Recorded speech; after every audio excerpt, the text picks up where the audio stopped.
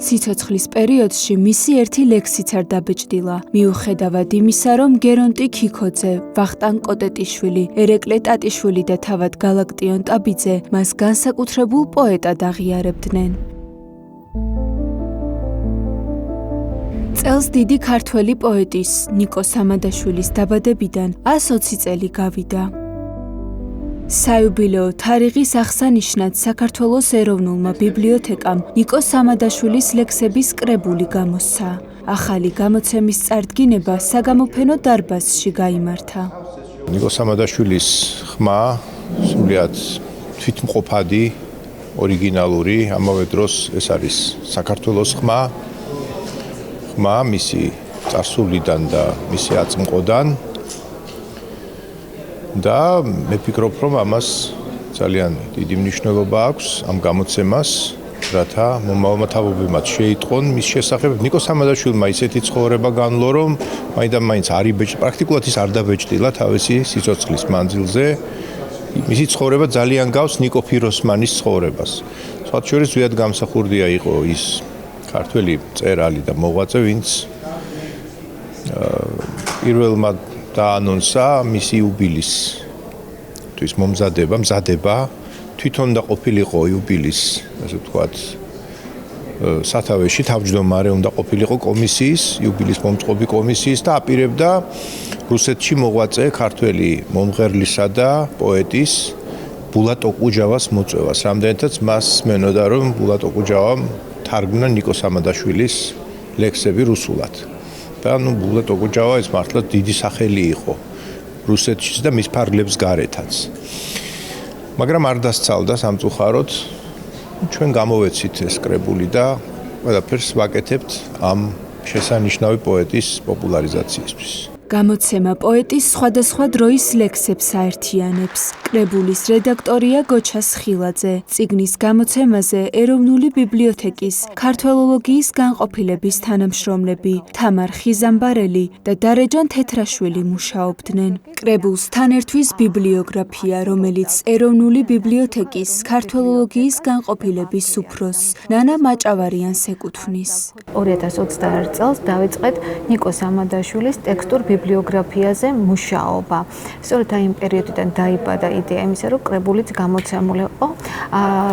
თავდაპირველი მიზანი იყო იმის, რომ როდესაც დაიწყეს ნიკო სამადაშვილის ლექსების ბეჭვდა 60-იან წლებში პერიოდულ გამოცემებში იყო ხოლმე ხარვეზები, შეცდომითი იყო ტექსტები, რაც ტექსტობრივად და შინაარსობრივად ლექსს ცვლიდა, რა თქმა უნდა და პოეტის ვაჟის სურვილი იყო, რომ ეს ხარვეზი როგორმე გასწორებულიყო და ბიბლიოგრაფიის სკოლებში მითითებული გახლავთ უკვე სწორი ვარიანტები და აი ამ სამუშაო პროცესში დაიბადა იმის იდეაც, რომ გამოცემულიყო საიუბილეო კრებული და ცოტა განსხვავებული ფორმატით არის გამოცემული.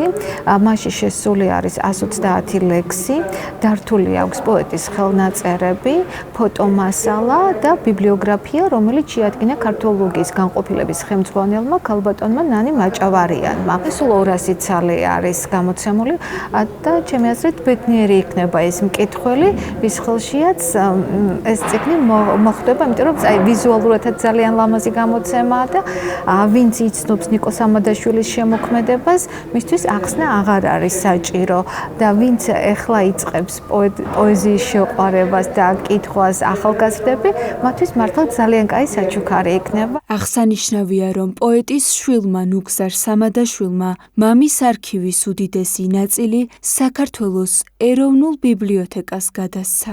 ინიციატივა მოვიდა ეროვნული ბიბლიოთეკიდან.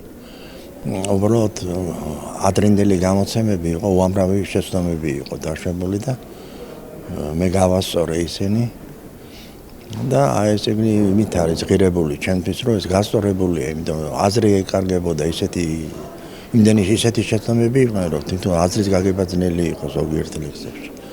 ამიტომ ჩემი აზრით აი ღირებულია ამ წიგნის მნიშვნელობა უფრო ამით, რომ ეს გასწორებულია, ის შეცდომები აღარ არის.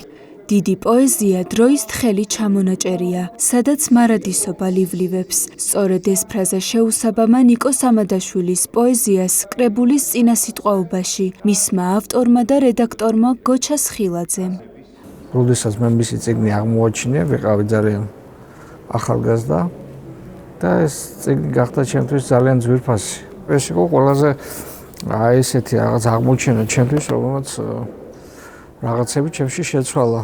ერთხელ წავაწყდი მის პირველ გამოცემა, როდესაც პირველი არ იყო, ალბათ მეორე იყო. აი წუთი სოფლიდან უკტავამდე 20 თუ 23 წიგნი ვიყიდე ერთად, ისე მეყვარდა და ყველას ვაძლევდი, ვისაც თვლიდით, რომ პოეზია ესმოდა. აი წაშლილი კვალი.